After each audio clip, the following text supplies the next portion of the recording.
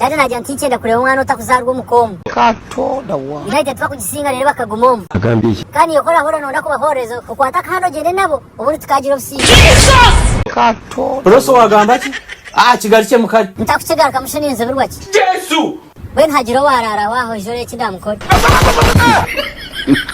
Aza broso mbe nagambira kamanyira aka kandi omu 25 kamanyira ko tikenda. Waura hatu watanga kumanyira bwe pire bya bungereza zitimo orukazirye aza bruce ni kugutura no guturo yoko kadati kakugambira shongeze ngo gumuzi gende hompora kato dawa kesonga united gumuzi gende hompora na kweshengereza dadi ni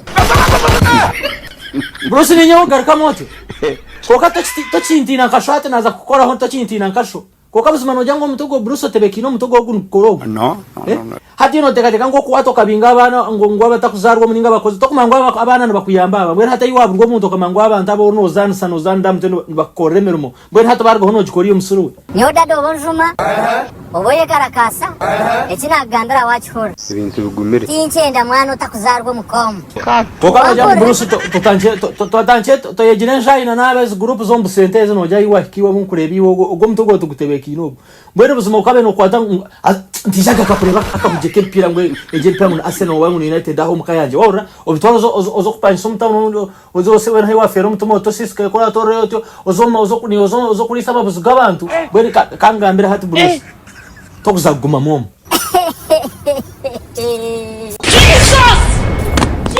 omuganda agamba nseke azamwani we ayibande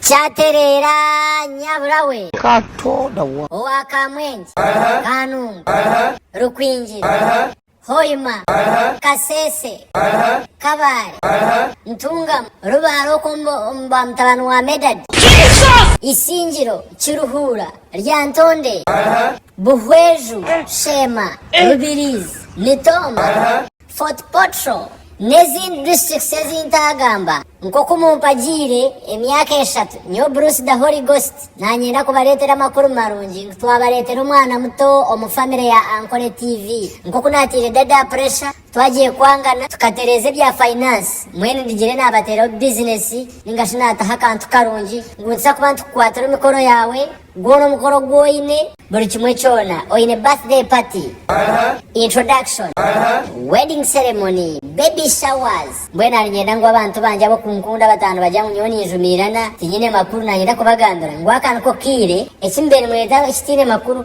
standing into mwebale mnonga no basa kustera namba yitu 0 mushanju 80 10 15 5 5 business